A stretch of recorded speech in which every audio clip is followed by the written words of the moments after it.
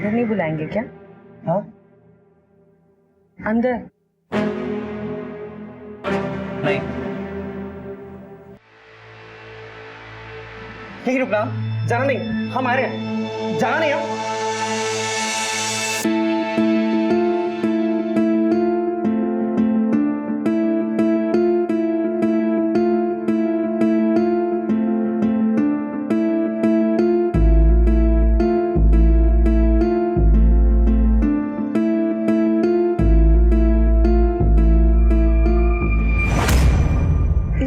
हाँ आप मारो उस पैर से।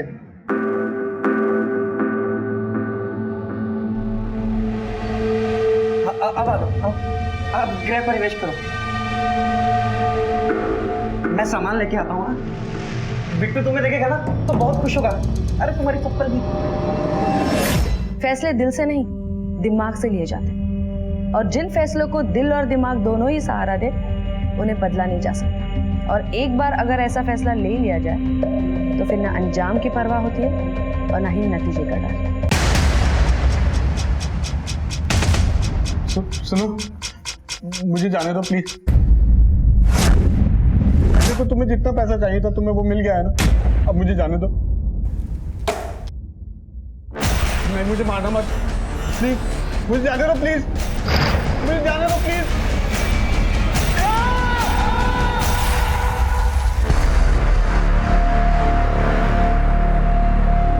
जाइए रुक सर। अरे इतनी भी क्या जल्दी है, आपकी आजादी की खुशी में एक एक हो जाए।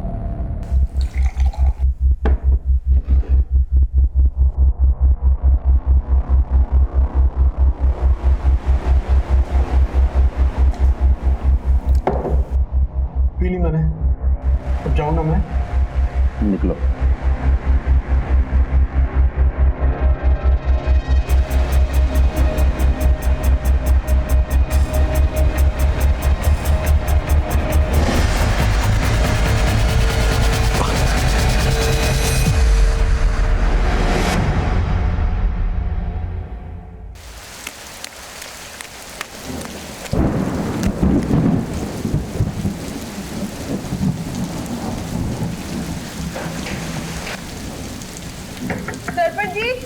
सरपंच जी।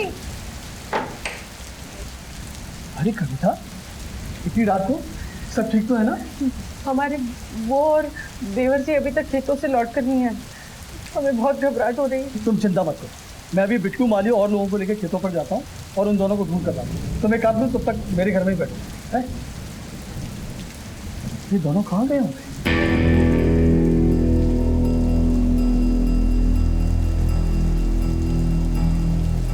रामपाल, रामपाल भाई कहाँ हो?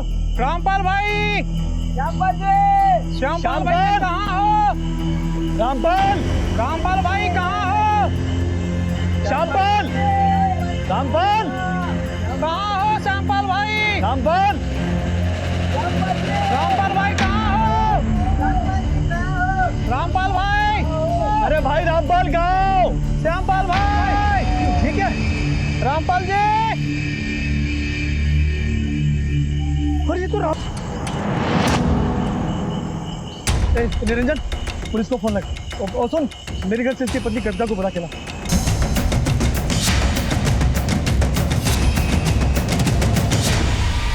पुलिस के लिए उलझनों की तो बस अभी शुरुआत की।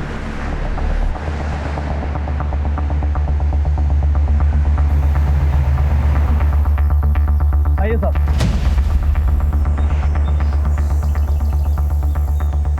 पीछे हटिए आप। आसपास सर्च करो। मुझे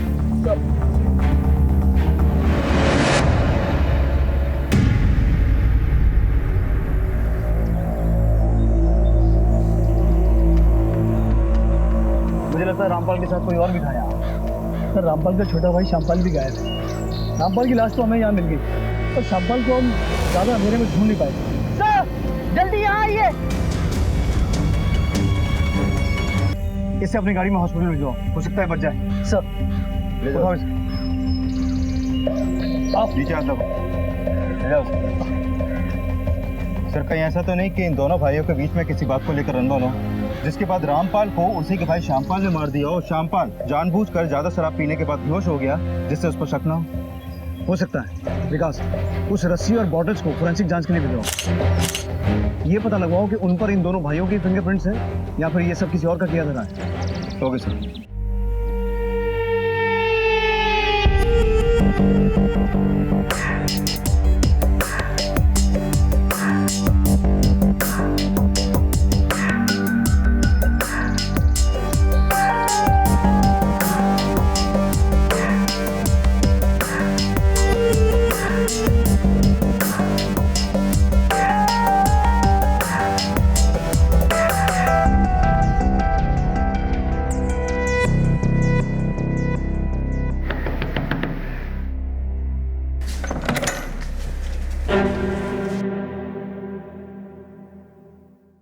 उनको अंदर नहीं बुलाएंगे क्या?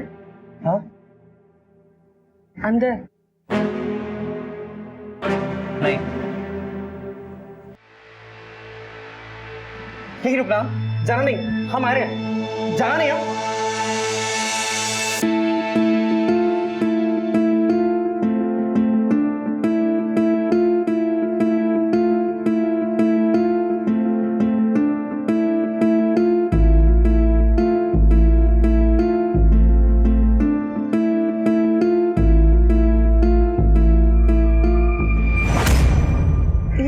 हाँ, आप मारो उस पैर से।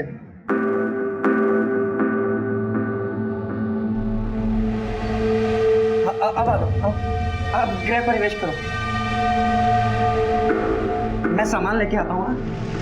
बिट्टू तुम्हें देखेगा ना तो बहुत खुश होगा। अरे तुम्हारी चप्पल भी। कविता जी, हम समझते हैं कि आप इस वक्त बात करने की हालत में नहीं है, लेकिन आपके पति के कातिलों तक पहुंचने के लिए हमारे लिए ये जानना जरूरी है कि कल रात को हुआ क्या था। कल रात को जब बहुत देर तक मेरे पति और मेरे देवर खेत से घर लौट कर नहीं आए तो मैं सरपंच जी के यहाँ मदद मांगने गई थी। सरपंच जी! अरे कविता, इतनी रात को सब ठीक तो है ना? रात भर ढूंढने के बाद हुआ। तो रामपाल और श्यामपाल के बीच सब कुछ ठीक था? दोनों के बीच में कोई तकलीफ नहीं थी। श्यामपाल तो अपने बड़े भैया की बहुत इज्जत करते थे, पर जिस तरफ आपका इशारा है वो तो होना संभव है। सरपंच साहब जी, आपको किसी पे कोई शक? नहीं सर, रामपाल और श्यामपाल के साथ इस गांव का तो कोई व्यक्ति कुछ करने वाला नहीं था। रामपाल जी के लोग बहुत इज्जत करते थे, बहुत रसूखदार शख्स था वो इस गांव का। रसूखदार और अच्छे लोगों के कत्ल नहीं होते क्या?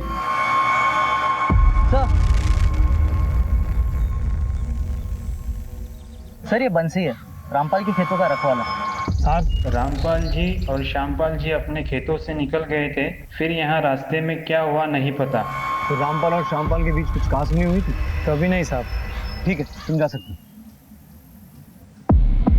सर, अगर रामपाल को श्यामपाल ने नहीं मारा तो जरूर हत्यारा कोई तीसरा ही है।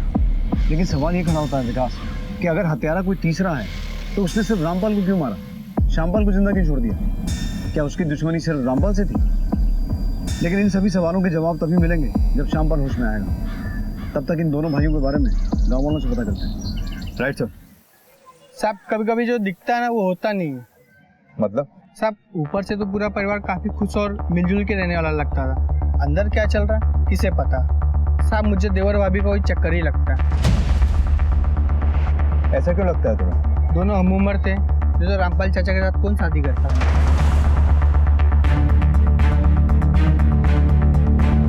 अच्छा, ये रामपाल और श्यामपाल का आपस में रिश्ता कैसा था? श्यामपाल की उम्र 40 साल की हो गई और उसकी शादी नहीं हुई। न खुद का घर न खुद का पैसा, उसने अपनी पूरी जिंदगी रामपाल के भरोसे रखी। और साहब कहता है कि जो आपको पालता है, पोसता है, खिलाता है, पिलाता है, उसकी अच्छी बातें बुरी बातें माननी पड़ी। और वैसे भी कौन से दोनों सगे थे? साहब भाइयों के बीच का तो पता नहीं, लेकिन साहब पिछले महीने की बात है। शंभू सिंह की लड़की सिमी का राजेंद्र नाम के लड़के के साथ चक्कर चल रहा था, तो मामला पंचायत में गया। सरपंच जी, ये लड़का दूसरी जाति का है और दूसरी जाति के घर में मैं अपनी बेटी का ब्याह कभी नहीं करूंगा। माफ कीजिएगा सरपंच जी, मैं बीच में बोल रहा हूँ, लेकिन मुझे शंभू की सोच बिल्कुल सही नहीं लगती। उसकी बेटी सिमी अगर इस लड़के से प्यार करती है तो दोनों की शादी करवाने में कोई बुराई नहीं है। लड़का पढ़ा लिखा है, शादी के बाद भी लड़की का ख्याल रख सकता है। तो दोनों मालिक हैं, कानून में अपना फैसला खुद कर सकते हैं। काय का फैसला? हाँ, काय का फैसला? बदनामी तो हमारी होगी ना, तुम्हारा क्या जाता है? बिल्कुल गलत सोच रहे हो। अगर इस लड़की की बदनामी हुई तो सिर्फ तुम्हारी बदनामी नहीं होगी, पूरे गांव की बदनामी होगी। मैं सिर्फ तुम्हारे बारे में नहीं, पूरे गांव के बारे में सोच रहा हूँ। हम रामपाल जी के फैसले के साथ हैं। हम रामपाल जी के फैसले के साथ हैं। रामपाल जी के फैसले के साथ हैं। रामपाल, तुम्हें मेरे घर के निजी मामले में दखल देने का कोई हक नहीं है। रही बात पंचायत की, तो मैं अपने फैसले खुद कर सकता हूँ, किसी की कोई जरूरत नहीं है। उसके बाद शंभू सिंह ने सिमी को घर से निकलना बंद करा दिया, लेकिन कुछ महीनों के बाद सिमी भाग के राजेंद्र के साथ शादी कर ली। ये शंभू सिंह रहता कहाँ है? हाँ साहब, उधर रहता है। हाँ सर, तो रामपाल को तो अपने काम से काम रखना आता ही नहीं था। वो हर वक्त गांव के हर एक मामले में अपनी टांग अड़ाते रहता था। इसलिए तुमने उसे जान से मार दिया? अरे नहीं साहब, अब ये सब क्या बोल रहे हैं? मैंने किसी को नहीं मारा। तुम कहोगे और हम मान लेंगे। अरे नहीं साहब, अम्मा कसम, हमने नहीं मारा। हम कल रात को तो घर पे ही थे। अब चाहे तो हमारी पत्नी से पूछ लीजिए। वो क्या है ना साहब, हमारी बेटी की तबीयत कल से खराब है, हम दोनों जन उसी की देखभाल में लगे थे।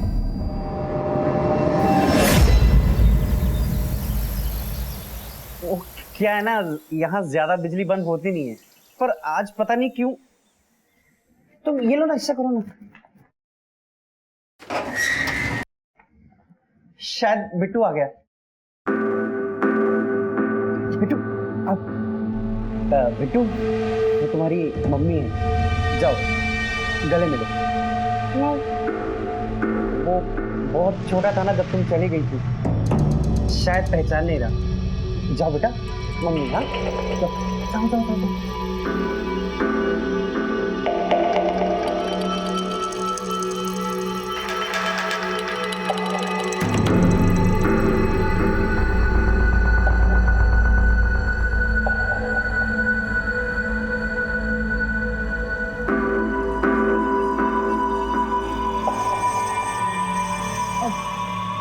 सुनिए ना, वो हमको ना एक मोबाइल फोन चाहिए अभी।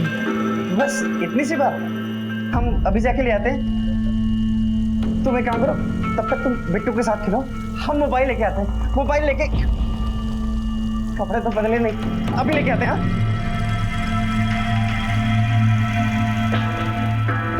सर, मैंने शंभू के कॉल रिकॉर्ड और फोन लोकेशन डिटेल चेक किए और उसके पड़ोसियों से भी बात की। दोनों से कंफर्म है कि वो मर्डर वाली रात अपने घर पे ही था। विकास, आजकल टीवी और फिल्में देखकर बच्चों को भी पता है कि मोबाइल से लोकेशन को ट्रेस कर सकते हैं। रामपाल का दिया घाव सिमी की शादी के बाद शंभू के लिए नासूर बन गया था। हो सकता है उस रात अपने इसी घाव के इलाज के लिए वो घर से निकला हो।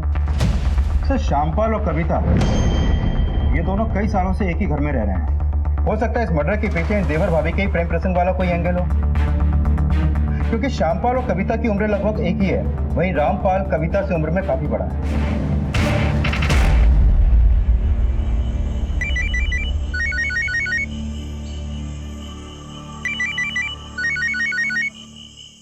हेलो हेलो मेरी रानी। बुड्ढू, और कितना टाइम लगेगा? यहाँ पर एक दिन भी ना 100 दिन के बराबर है। ये आदमी इतना चिपकू है कि एक मिनट भी पीछा नहीं छोड़ता। अरे ये तो तुम्हारा ही आइडिया था ना। बुड्ढू, हम इस आदमी को और नहीं झेल सकते। बस जिस झंझट और झमेले से हम भागे थे ना, हमें वही वापस आना पड़ा। मेरी जान, तुम चिंता मत करो, जैसे ये खेल खत्म हो जाएगा ना, हम दोनों फिर एक साथ हैं। ठीक है, तुम बम बनाने का सारा सामान भिजवाओ, एक धमाका करना है।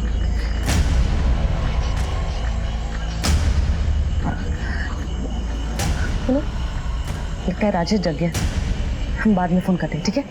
एक तरफ एक संदिग्ध महिला रानी अपने परिवार से कई सालों बाद मिली थी। इतने सालों वो कहाँ रही थी, क्या चल रहा है उसके मन में? पुलिस के हाथ आती हर लीड एक डेड एंड पर जाकर रुक रही थी, लेकिन पुलिस ने अपने तजुर्बे से एक के बाद एक कड़ियां टटोलनी शुरू कर दी। जैन सर, मैंने कविता और श्यामपाल दोनों के कॉल रिकॉर्ड और लोकेशन डिटेल चेक की, लेकिन ऐसा कुछ लगा नहीं जिसके बिना पर उन पर शक किया जा सके।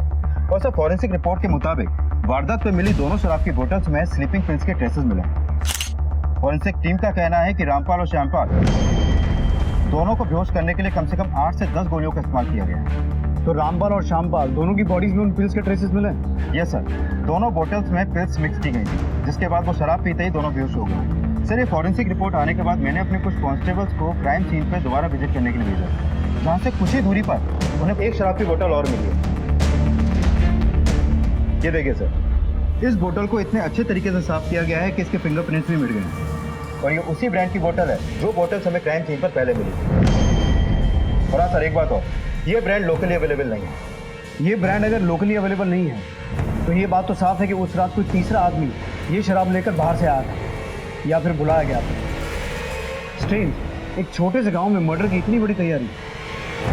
कहीं ऐसा तो नहीं कि रामपाल के मर्डर में श्यामपाल का कोई हाथ है और उसने इस काम में किसी तीसरे शख्स की मदद ली है? और प्लान के मुताबिक उस रात श्यामपाल वो शराब पी के बेहोश हो गया जिसमें नींद की गोलियां मिली हुई थी। चलो, एक बात तो साफ हो गई कि उस रात रामपाल और श्यामपाल के अलावा वहां कोई तीसरा शख्स भी मौजूद था। अब हमें पता ये लगाना है कि यह हत्या श्यामपाल के इशारे पर हुई थी या फिर उस तीसरे आदमी का रामपाल के साथ कोई डायरेक्ट कनेक्शन है। हेलो, ठीक है सर, श्यामपाल को होश आ गया है, उसे घर ले गया अभी।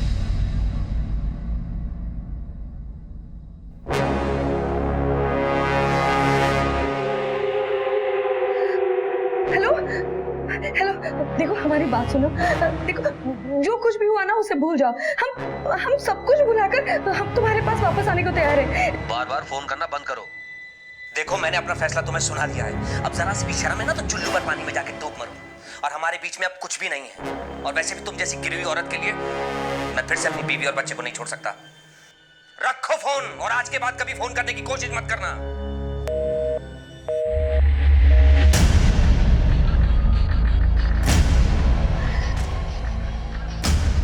साला अपनी बीवी के लिए हमको धोखा देगा, हाँ?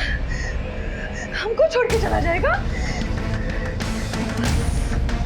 बस बहुत हो गया। साला हम गिड़गिड़ाएंगे, अब तो ना हम बस उड़ाएंगे, अब उड़ाएंगे,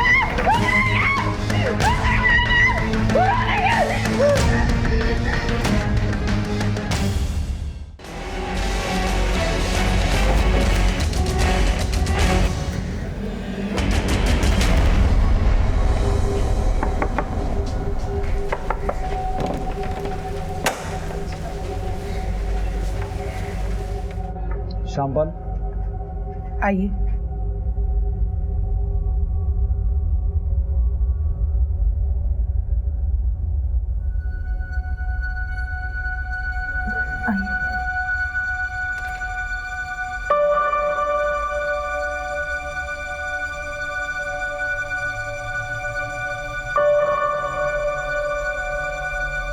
श्यामपाल, इंस्पेक्टर साहब मिलने आए हैं।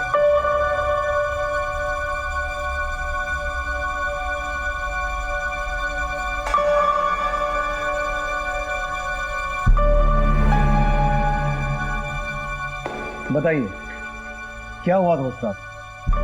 रात साहब, हमेशा की तरह खेतों पे बहुत काम था। हम कोई आधा घंटा देरी से निकले थे, घर की तरफ बढ़ ही रहे थे साहब कि अचानक एक सुनसान जगह पे भाई साहब को किसी से बातें करते हुए देखा। अरे श्यामू, अरे श्यामू, आ जल्दी आ, जल्दी आ, बैठ। श्यामू, ये प्रताप भाई है। इनका गौसगंज में बहुत बड़ा कारोबार है, लेकिन हमारे प्रताप भाई अब गौसगंज में रहने वाले नहीं हैं। ये अब लखनऊ में जाके रहने वाले हैं। तो इन्हें एक ऐसे इंसान की तलाश है जो इनके बने बनाए बिजनेस को बिल्कुल बढ़िया से संभाल ले। उसके बदले ये मुनाफे का 70% देने को तैयार है। समझ गया ना? क्या सोचता है? अरे हमें तो लगता है ये हमारे लिए बहुत बढ़िया सौदा होने वाला है। अब भाई साहब, अरे इतना मत सोचिए, बहुत फायदे का सौदा है। अरे ले श्याम। भैया की बात टाल नहीं सकते थे साहब। उन्होंने कहा तो बोतल हमने हाथ में ले ली। 3-4 घूंट पिए थे साहब कि सर चकराने लगा। हमें पेशाब जाने की जरूरत महसूस हुई तो तो हम झाड़ियों की तरफ गए, लेकिन समझ में नहीं आया, कुछ ऐसा लगा जैसे जैसे सब कुछ घूम गया, दुनिया पलट सी गई थी। उसके बाद खुद को हॉस्पिटल में पाया। उस दिन पहली और आखिरी बार अगर भैया को ना बोला होता तो भैया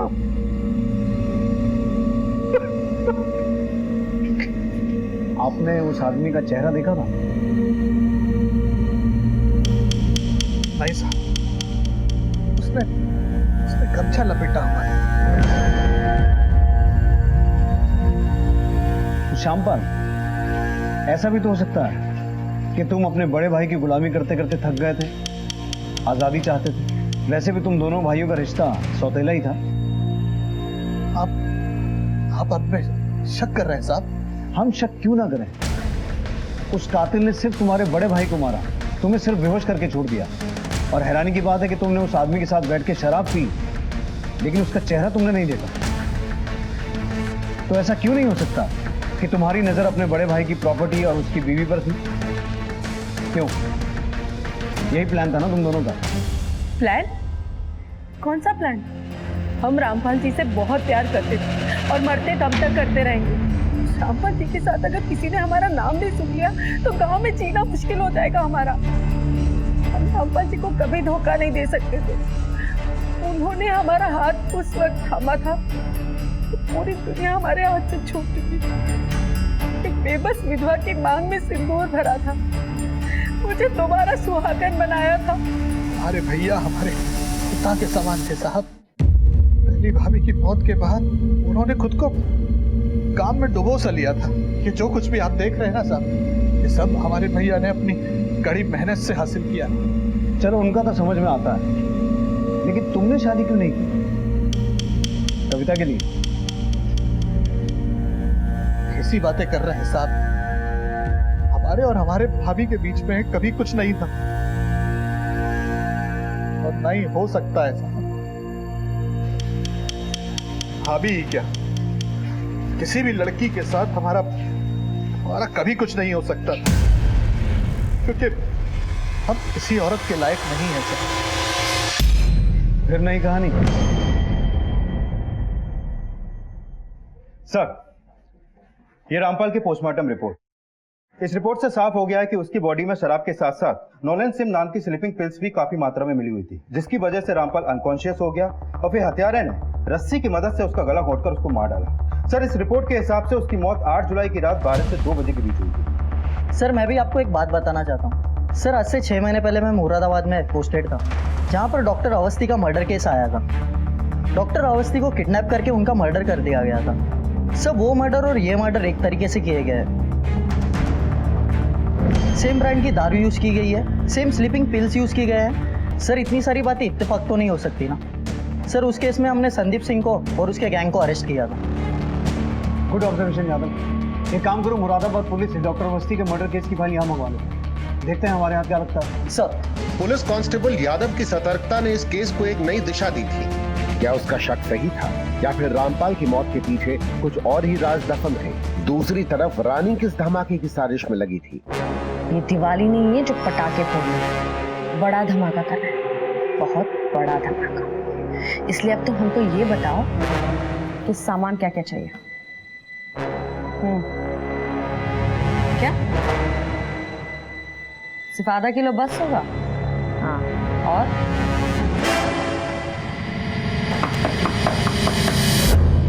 अच्छा सुनो, हम तुमको बाद में फोन करते हैं।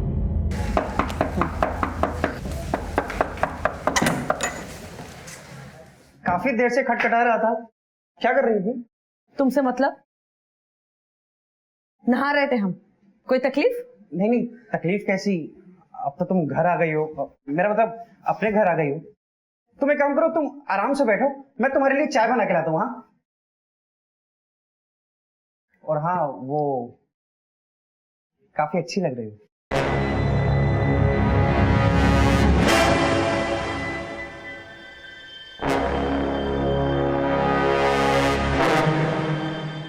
विकास, कुछ मिला? सर, ये मुरादाबाद के डॉक्टर अवस्थी मर्डर केस की फाइल। इस केस को मैंने अच्छे से स्टडी किया सर। ये संदीप जिसने डॉक्टर अवस्थी का मर्डर किया सर, ये शुरू में मुरादाबाद की पटाखों की फैक्ट्री में काम करता था और वही काम करते करते इसने फैक्ट्री में काम करने वालों के साथ अपना खुद का एक गैंग बनाया और फिर डॉक्टर अवस्थी को अगवा करके उनके घर वालों से 5 लाख रुपए की फिरौती मांगी। जैसी फिरौती मिली उसने डॉक्टर अवस्थी को मार दिया। उसके बाद वो हिसार भाग गया, जहाँ से मुरादाबाद पुलिस ने उसे दर्द हो गया। सर मामला अभी अंडर ट्रायल है, लेकिन 2 महीने पहले से कोर्ट से बेल मिल गई। लेकिन रामपाल मर्डर केस में किसी तरह की फिरौती की डिमांड नहीं की गई।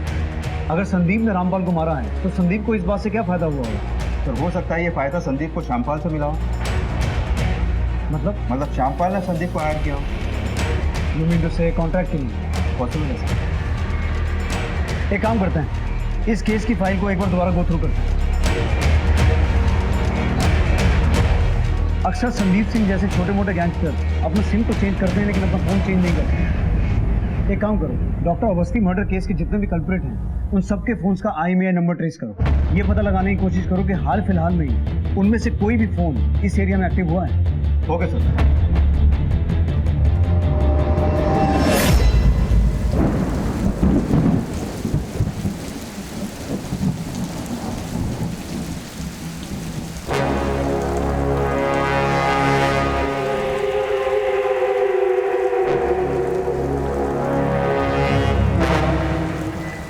सब माल बराबर है? हाँ सब बराबर है। छाता पकड़ो। चल चल। सर मुरादाबाद के डॉक्टर अवस्थी केस में जितने भी फोन नंबर्स और फोन यूज हुए थे मैंने उन सबके IMEI नंबर ट्रेस किए। सर उस मर्डर के बाद उनमें से दोबारा ना तो कोई नंबर यूज हुआ और ना ही कोई फोन। लेकिन सर इस इन्वेस्टिगेशन में एक लीड हाथ लगी है। सर ये Sandeep Singh doctor Awasthi murder case में एक नंबर पे लगातार टच में था और जिस फोन से ये नंबर यूज किया जा रहा था, जब मैंने उसका IMEI नंबर ट्रेस किया तो एक हैरान करने वाली बात पता चली। मैं आपको बताता हूँ सर। डॉक्टर अवस्थी संदीप अपने फोन से लगातार एक रैंडम नंबर के टच में था। अभी संदीप का फोन तो बंद है, लेकिन मैंने चेक किया कि इस रैंडम नंबर के फोन पे लगातार time to time sim change हो रहे थे। सर इसने जितने भी सिम लिए वो सारे सिम फेक आईडीज देकर खरीदे गए। लेकिन सर हैरानी की बात यह है कि उन सारे फेक आईडीज पर इनकी फोटो यूज किया गया और ये फोटो किसी लेडी का है जिसकी फोटो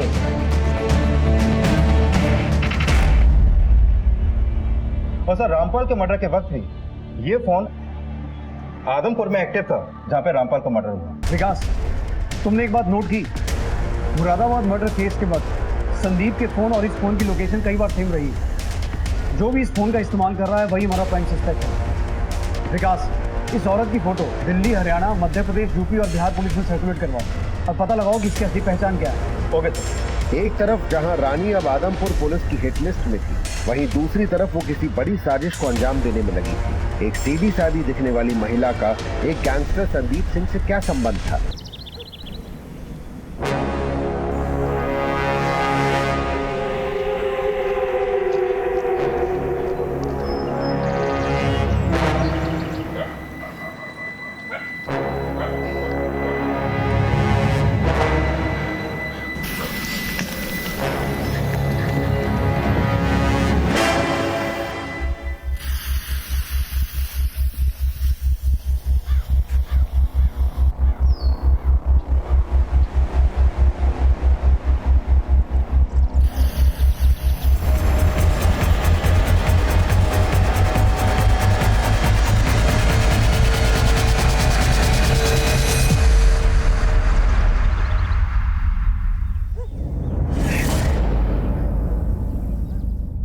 पहचानते हैं इसे?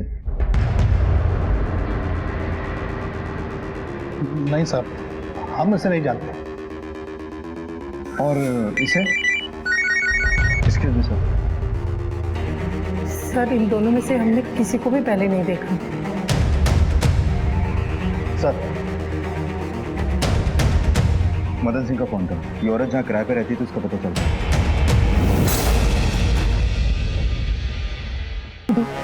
कैसा सामान भेजा है तुमने? हाँ, बोला था गली उड़ा दूंगा, ये उड़ा दूंगा, लेकिन कुछ भी नहीं उड़ा। अरे हमने पूरा सामान थोड़ा ही भेजा था। हमने कहा था ना हम तुम्हारी मदद करेंगे, फिर कहाँ जरूरत थी होशियार बनने की। अच्छा ठीक है, जो भी करना है ना जल्दी करो।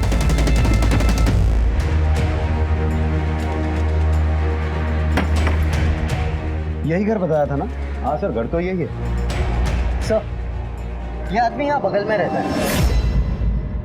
यहाँ जो लोग रहते थे आप उन्हें पहचानते हैं? हाँ, शंकर और रानी थे। ये रानी है? हाँ, ये रानी। ये शंकर है? नहीं नहीं, ये शंकर नहीं है।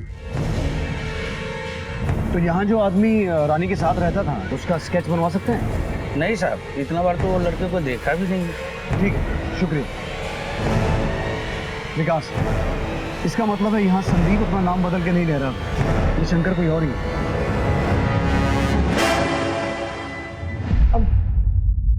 बाबू, मुझे बहुत भूख लगी है, तो तुम बाजार में जाके मेरे लिए कुछ ताजा लेके आओ। ताजा चाट लेके आओ? हाँ चलेगा। और तुम्हारी वो तीखी वाली मिर्ची भी डलवाऊंगा। हाँ?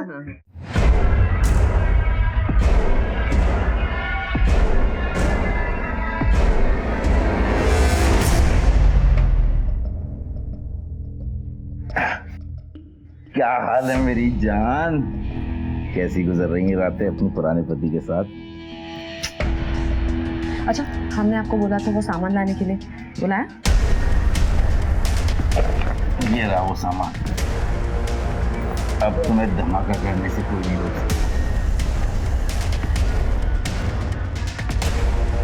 अब मेरा बदला जरूर पूरा होगा। सर, रामपुर के पुरानागंज थाने से फोन था। रानी की फोटो उनके थाने में एक बहुत पुरानी दर्ज हुई मिसिंग कंप्लेंट से मैच हुई और ये रिपोर्ट उसके पति ने दर्ज करवाई। पति ने? हाँ सर। क्या नाम है उसके पति का? राजेश।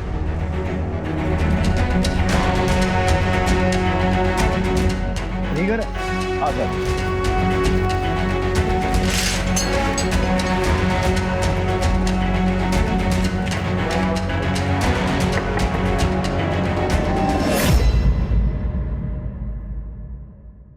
जी कहिए। हमें आपकी पत्नी रानी के बारे में कुछ बात कर। रानी के बारे में क्या बात करनी है सर? रानी एक मर्डर केस में प्राइम सस्पेक्ट है। सर, हमारी शादी 2009 में हुई थी। रानी का मायका सीतापुर में। उसके माँ बाप बहुत गरीब थे। इतनी खूबसूरत लड़की ने हमसे शादी के लिए हाँ बोला, ये हमारे लिए सौभाग्य की बात थी। सर, हम तो पहले दिन से ही उसके दीवाने थे। सर, फिर 1 साल बाद हमारा बच्चा हुआ। सब कुछ अच्छे से चल रहा था। फिर एक दिन हमारा चचेरा भाई संदीप आया। जब से उसका आना जाना इस घर में शुरू हुआ सर, सब बदल गया। क्या नाम बताया तुमने? संदीप सिंह। तो ये कनेक्शन है रानी का संदीप से? सर, संदीप तो उसे शुरू से ही पसंद करता था। वो तो रानी पे डोरे भी डालता था। देखिए तो संदीप जी हमारे लिए कितना महंगा तोहफा लाए। बहुत ही सुंदर है, हमें बहुत अच्छा लगा। और भाभी जी, ये भी आपके लिए। हमारे लिए?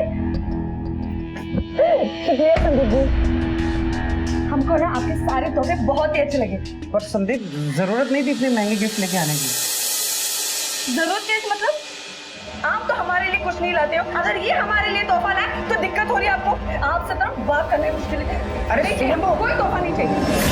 सर, हमारी इतनी आमदनी नहीं थी कि हम रानी को इतने महंगे महंगे तोहफे दे सके। और इस संदीप ने तो रानी पे जादू कर दिया।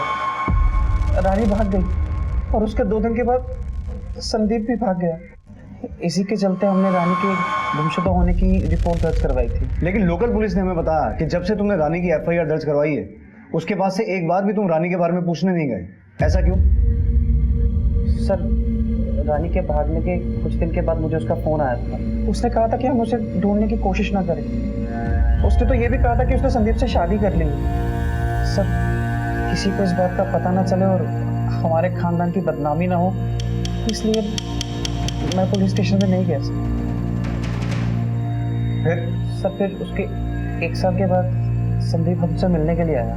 उसने हमें बताया कि रानी ने उसे भी छोड़ दिया है। संदीप ने बताया कि जब वो किशनगढ़ में था और रानी कोई जॉब कर रही थी, तो वो आदमपुर के किसी आदमी के साथ चली गई है। सर, संदीप कुछ दिनों के लिए यहीं रहा, फिर चला गया। उसके बाद संदीप या रानी ने कभी तुमसे कांटेक्ट करने की कोशिश की? कुछ दिन पहले संदीप ने हमें फोन किया।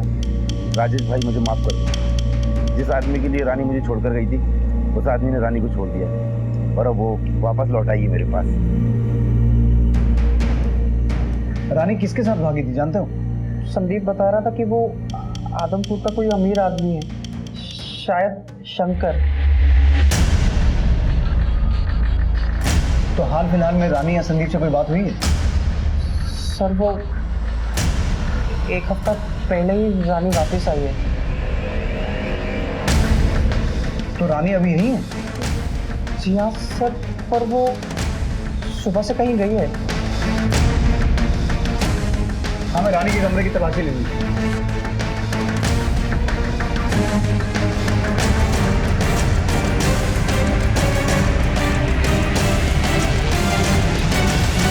तो घंटा होता है बारूद।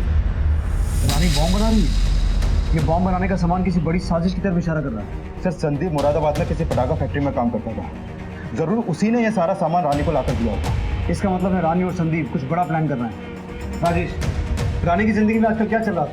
किससे मिलती जुलती थी? कोई ऐसी खास बात? मिलने जुलने का मुझे पता नहीं, पर हाँ मैंने उसे एक फोन लाके दिया था, बस वो उसी पे किसी से बात करती है बस। मुझे रानी का वो नंबर चाहिए। जी सर। बोलिए।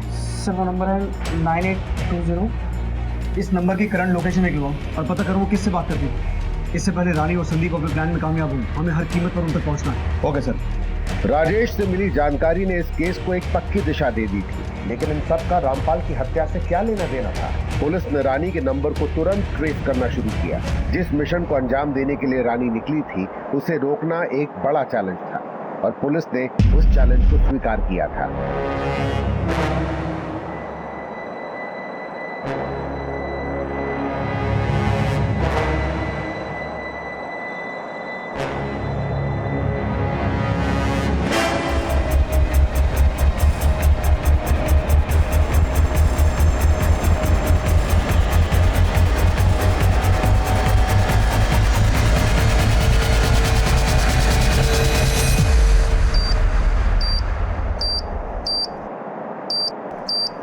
रानी!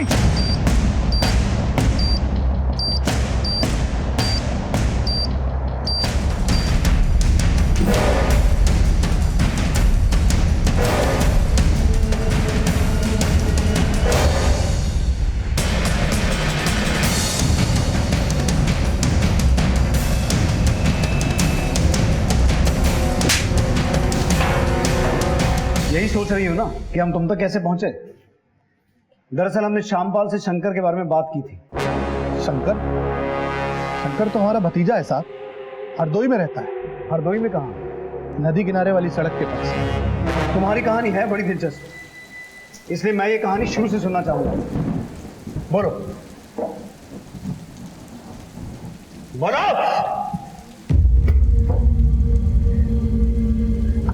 आदमपुर में शंकर के पास हमको काम मिल गया था। संदीप हमको अक्सर वही मिलने आया करता था। तब हम समझ गए कि हमको संदीप में कोई दिलचस्पी नहीं है, क्योंकि वो सिर्फ पैसा होने का दिखावा करता था। असल में उसके पास कोई पैसा नहीं था। तो इसीलिए तुमने शंकर को चारा डालना शुरू किया, क्योंकि उसके पास बहुत पैसा था। हाँ, शंकर हमको अच्छा लगा और उसको रिझाने में हमको ज्यादा तकलीफ नहीं हुई।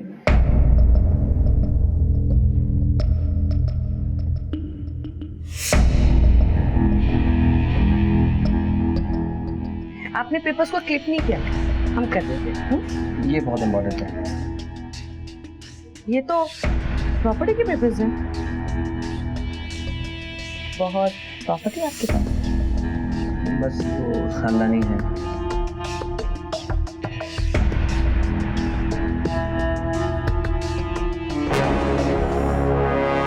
और जब अगली बार संदीप हमको मिलने आया, तब हम उसको शंकर के बारे में सब कुछ बता दिए। लेकिन फिर कुछ सालों बाद शंकर ने रानी को छोड़ दिया। शंकर के छोड़ने के बाद हम फिर से सड़क पर आ गए थे, इसलिए हम वापस संदीप के पास मुरादाबाद चले गए। जब रानी हमारे पास वापस लौट कर आई, तब तक वो पूरी तरह से अय्याशी में डूब चुकी थी। उसे दिन रात कुछ ना कुछ चाहिए था। हमारी इनकम तो शंकर के बराबर नहीं थी, इसलिए उसके सारे शौक पूरा नहीं कर पाए। लेकिन सच कहें तो हमें भी ऐसी कीड़े मकोड़े वाली जिंदगी से नफरत थी, इसलिए हमने एक दिन डॉक्टर अवस्थी को अगवा किया ताकि मोटे पैसे छाप सकें। एक तो तूने डॉक्टर अवस्थी से फिरौती का पैसा लिया और फिर इनको मार भी दिया। क्यों? अगर उसे खुला छोड़ देते तो उसके जरिए पुलिस हम तक नहीं पहुंच जाती क्या? मुझे जाने दो प्लीज। मेरे घर पे मेरे बीवी बच्चे मेरे इंतजार कर रहे होंगे। आपकी आज़ादी की खुशी में एक एक को जाए।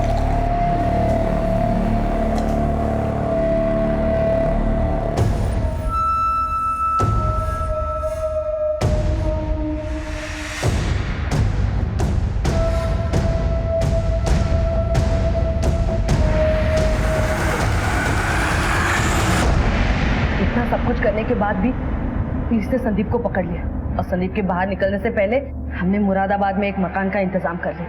वहीं छुपकर हम अंडरग्राउंड हो गए। हमें बस संदीप के बाहर निकलने का इंतजार था। तो रामपाल को क्यों मारा? अब ये मत बोलना कि नहीं मारा, क्योंकि जिस जगह रामपाल का मर्डर हुआ था तुम्हारा फोन उसी एरिया में एक्टिव था। हमने हमारा फोन संदीप को दिया था, पर रामपाल को संदीप ने मारा था। लेकिन तुम रामपाल के मर्डर में शामिल तो थी ना? खुल गई आंखें कि अभी भी कुछ बाकी है? और तुमने इस लड़की के लिए अपने बीवी बच्चों को छोड़ दिया, अपने माँ को घर से बाहर निकाल दिया। अरे तेरी बीवी आज भी तेरी लंबी उम्र के लिए करवा चौथ का व्रत रखती है। तूने बदले में क्या दिया शंकर? सिर्फ धोखा। देख ले रानी के कारनामे। जुबान संभाल के बात कीजिए। ए लड़की, तू अपनी जबान संभाल। मैं तुझ जैसी लड़की के मुंह नहीं लगता। हमको भी तुम्हारे मुंह नहीं लगना, समझ गए? चलो निकलो। मेरी बात निकल। ताऊ जी बिल्कुल ठीक कह रहे हैं। साला मैं तुम्हारे प्यार में अंधा हो गया। मुझे तो पहले ही समझ जाना चाहिए था कि ना तुम अपने पति की हो सकी ना बच्चों की, तो मेरी क्या होगी? शंकर ने अपने ताऊजी रामपाल की बातों में आकर रानी को छोड़ दिया। तभी से रानी घायल नागिन की तरह हो गई। तुम जैसा कहोगे हम वैसा करेंगे। बाबू, तुम हमारे काम करोगे? हाँ? क्या? तुम रामपाल को मार दो। रानी हमारे साथ अपराध की दुनिया में कदम रख चुकी थी। अगर तुम चाहती तो तुम्हारे कहने पर वो शंकर को भी मार सकता था। तो फिर बॉम्ब बनाकर इतना बड़ा रिस्क उठाकर तुम शंकर को इस तरह से क्यों मारना चाहती थी? हम शंकर से प्यार करते थे और उसके साथ खुश थे, लेकिन उस रामपाल के भड़काने के बाद शंकर हमको ठुकरा के चला गया। तो राजेश के पास वापस जाने का क्या ड्रामा था? रामपाल को मारने के बाद पुलिस और भी चौकन्नी हो गई और हमको छुपने के लिए जगह चाहिए, इसलिए हम राजेश के पास चले गए। हमने सोचा था कि रामपाल को मार के हम शंकर को भी मार देंगे और उसके बाद संदीप के साथ कहीं दूर भाग जाएंगे। इतना घमंड किस बात का है रानी? तुम हो क्या चीज? राजेश जैसे भले आदमी ने तुम जैसी गरीब लड़की के साथ शादी करके तुम्हें सम्मान दिया, इज्जत दी। तुम चाहती तो राजेश के साथ अपनी पूरी जिंदगी बड़े आराम से बिता सकती थी, लेकिन अपने लालच की वजह से तुम पहले संदीप के साथ भागी और फिर तुमने शंकर को फंसाया। और जिस बॉम्ब से तुम शंकर के चीथड़े उड़ते हुए देखना चाहती थी, उसी बॉम्ब ने तुम्हारी जिंदगी के चीथड़े उड़ा दिए। अब जिंदगी भर जेल में बैठ के हाथ मलने के अलावा तुम्हारे पास कोई काम नहीं है। झूठे रिश्तों के पीछे भागते भागते इंसान सच्चे रिश्तों की अनदेखी करने लगता है, और जब होश संभलता है तो सब कुछ लूट चुका होता है। इसलिए थोड़ी अंडरस्टैंडिंग, थोड़ा एडजस्टमेंट बड़ी बड़ी खुशियों को बटोरने के लिए बेहद जरूरी है।